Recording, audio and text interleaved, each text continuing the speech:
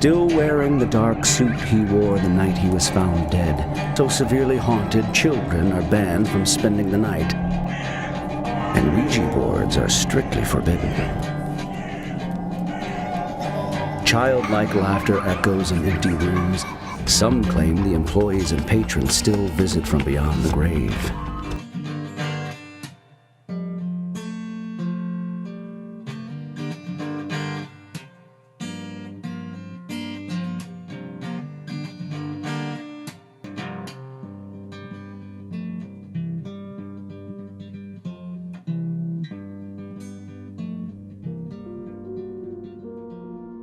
Europe. London Dungeon. Andy Walker, the general manager of the London Dungeon attraction, reported that one day an external technician came in to fit the Ouija board in the scene show, but he didn't finish the job. He ran away because he was too scared of the room. They never knew what happened because he wouldn't get back to them. He just went off the radar. Once the show was up and running, the board collapsed an unusually large number of times despite the repairs. Hotel Sismigiu, Bucharest. The Hotel Sismigiu, located in Bucharest, was a dormitory for some female students in the 50s, but many of these students died because of the unstable conditions of the hotel structure. In 1990, a student fell into the shaft of the elevator and died from the accident. Locals say that the ghost of these girls continue to haunt the hotel. Hellfire Club, Dublin.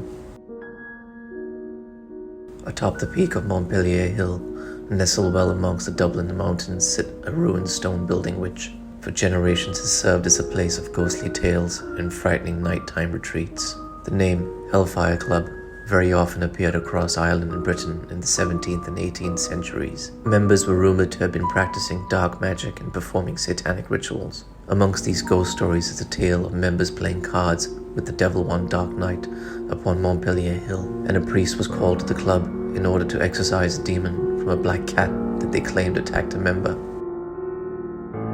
Reina Sofia Museum, Madrid.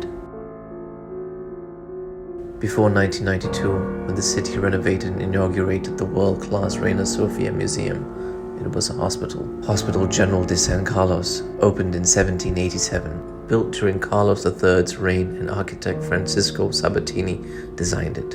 After San Carlos ceased being a hospital, its function shifted. At one point it was the city morgue. In March 1995, authorities permitted a group of researchers in to investigate certain paranormal phenomena. There were disabled elevators that had reconnected themselves and began to work. Doors locked with keys discovered unlocked. Several people also witnessed unexplained passing noises. Some saw processions of people in religious attire, mostly nuns, and at times a monk, moving along the hallways. G. Mackenzie's grave, Edinburgh. George Mackenzie was a lawyer and the Lord Advocate during the rule of Charles II, and quickly earned a reputation as one of the most vicious persecutors of the Covenanters, the people who signed the National Covenant in 1638. After his death, Mackenzie was entombed in a mausoleum in the Greyfriars Kirkyard, the very same graveyard where he prosecuted those who resisted the new law. His mausoleum has been the site of a number of desecrations. In 1999, a homeless man sought shelter in Mackenzie's mausoleum and fell through the floor. The resulting hole can still be seen. In 2004, a duo of teens broke into the tomb and removed a number of unidentified remains, even beheading one corpse and using the skull like a hand puppet. People have reported ghostly activity around the tomb, including scratches and bruises, all attributed to Mackenzie's poltergeist. As horrific in death as he was in life, thanks to the many violations, the doors to the mausoleum remain locked, but visitors can still peek through and recite the old children's rhyme, Bloody Mackenzie. Riveray, Bruges. The city's most infamous story is of a monk and a nun who lived on the River Ray. The monk was in love with the nun, but murdered her and buried her body in a secret tunnel. It is said that the monk and the nun haunt the streets of Bruges, but both the ghosts disappear at night. The Red Man, Paris.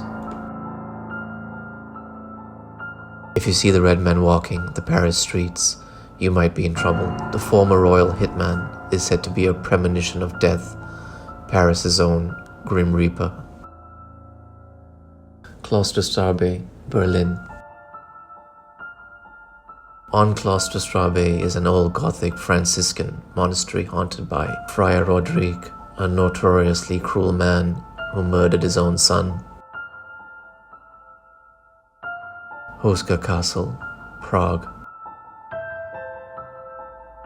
Huska Castle is believed to have been built over a gateway to hell, and demons from the bottomless pit escaped and roamed the city in the night. People warned to keep an eye out for a headless Templar who rides through the streets on horseback.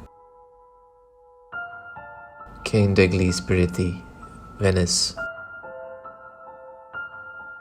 Once a meeting point for gamblers, the Casino of the Spirits was allegedly the site of religious demonic rituals and is haunted by famous 16th century painter Louzeau, who committed suicide there.